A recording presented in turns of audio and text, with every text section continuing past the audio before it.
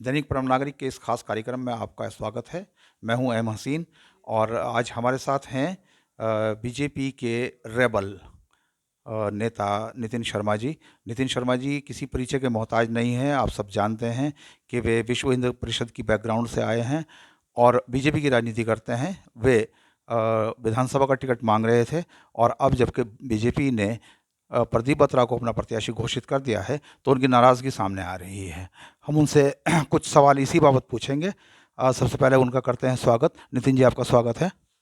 धन्यवाद जी। नितिन जी, मेरा सवाल आपसे ये है कि सिटिंग एमएलए का टिकट स्वाभाविक होता है, तो ऐसे में अगर बीजेपी ने प्रदीप बत्रा को ही टिकट दिया है तो आप क्यों समझते हैं कि ऐसी क्या बुनियाद है, क्या कारण है जिसकी वजह से उनका टिकट कटना चाहिए था और फिर आपको टिकट दिया जाना चाहिए था? दो सवाल हैं ये।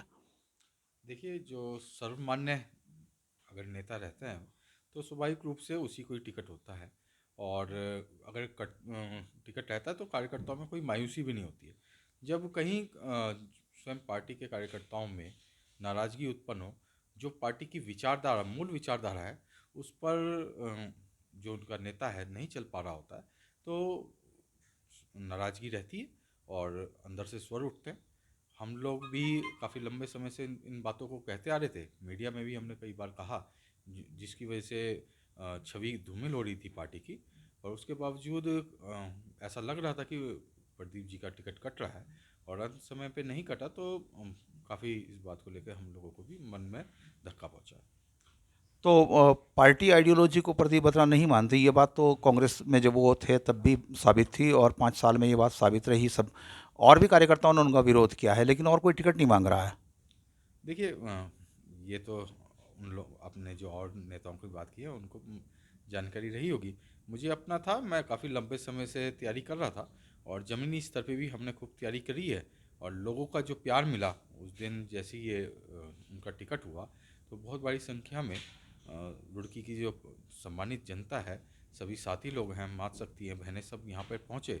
और उन्होंने कहा कि भैया, ये चुनाव जो है अब हम लोग लड़ेंगे, आपने सिर्फ खड़ा होना है। तो उन सब का बात का सम्मान करते हुए हमने ये निर्णय लिया है कि हम आगामी चुनाव में जाएंगे। बेटर अल्टरनेटिव देने की कोशिश की है आपने अपनी समझ में, और आपके जो समर्थक वर्ग था जो उस दिन से आज तक आपके से संपर्क कर रहा होगा, आप किन अर्थों में समझते हैं कि आप बेटर अल्टरनेटिव हो सकते हैं?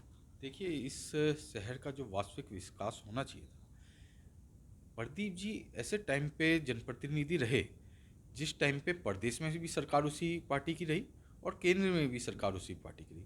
और ऐसे में विकास ना हो पाना और ठहराव होना, ये बड़ी ही समस्या की बात है। और ये एक विज़न बताता है कि आपका विज़न क्लियर है इस शहर के लिए या नहीं है। जो विकास रुका हुआ है उसको गति देने के लिए, अगर सम्मानित रुड़की की जनता हमको चुनती है, तो वास्तविकता में उसको हम गति देंगे। जो यहाँ का सड़कें हैं, उन सड़कों को इस तरह की बनाएंगे कि अगले चुनाव में उन सड़कों को हम लोग लेके जाएंगे। शिक्षा नगरी के तौर पे ये रुड़की जानी जाती है। वो शिक्षा नगरी सिर्फ यहाँ की आईआईटी की वजह से जानी जाती है, जो उच्च शिक्षा है। पर जो हमारी नींव होती है, वो यहाँ के बच्चे होते हैं, प्राइमरी शिक्षा होती है। प्राइमरी शिक्षा की स्थिति ऐसी है कि प्राइमरी स्कूल्स यहाँ पे बंद हो रहे हैं। अभी रामनगर का एक स्कूल बंद हुआ है। हम अगर अपनी नींव ही कमज़ोर कर देंगे, तो उस पर कितना भी बड़ा महल बन रहा होगा, वो ढह ही जाएगा। स्वास्थ्य सेवाएं इतनी लचर हैं कि रात को 9-10 बजे के बाद अगर यहाँ पे सरकारी अस्पतालों में जाता है, तो यहाँ से मरीज को रेफ़र किया जाता है। आप देखिए, जिसके पास एक तो रात में पहुँच रहा है, उसके पास समय कम है, और यहाँ से रेफ़र करे तो उसकी ज़िंदगी की कितनी बचने के चांसेस बचते हैं। इस तरह की स्वास्थ्य सेवाएं का यहाँ पे उपलब्धता कराएंगे, उस आधुनिकीकरण को यहाँ पे देंगे कि यहीं पे ही उस मरीज का इलाज हो। बहुत सारी और भी बातें हैं विकास की जो यहाँ पे होनी आवश्यक है। उन सबको हम लोग, जो एक आम जनता जिस चीज़ के लिए एक नेता को चुनती है, उसको हम पूर्ण करने का प्रयास करेंगे। नितिन जी, आपका राजनीतिक समीकरण क्या है? आप, क्योंकि उनका कहना ये है कि आप, हालांकि आप एक जो नया अनुभव है, बिल्कुल ताज़ा अनुभव है, वो गौरव गोयल का है, जहां गौरव गोयल निर्दलीय होकर उन्होंने भाजपा और कांग्रेस दोनों को हरा दिया। आपका समीकरण क्या है? आप कैसे करेंगे? यही काम करना पड़ेगा आपको। देखिए, जो रुड़की की सम्मानित जनता है, उसका सबका मुझे बहुत प्यार मिल रहा है। मैं उसके लिए बहुत उनका धन्यवाद अदा करता हूँ। और मुझे विश्वास है कि रुड़की के हर एक वर्ग का मुझे बहुत समर्थन मिल रहा है और आगे भी मिलेगा, और उसके बिना पे हम लोग आगे जीतेंगे। नितिन जी, बहुत धन्यवाद आपका हमसे बातचीत करने के लिए। आप रुड़की शहर की जनता के लिए कोई संदेश देना चाहें तो दे सकते हैं। मैं रुड़की की जनता को यही संदेश देना चाहता हूँ, वास्तविकता में जब समय होता है तो कौन व्यक्ति आपके पास आके खड़ा होता है।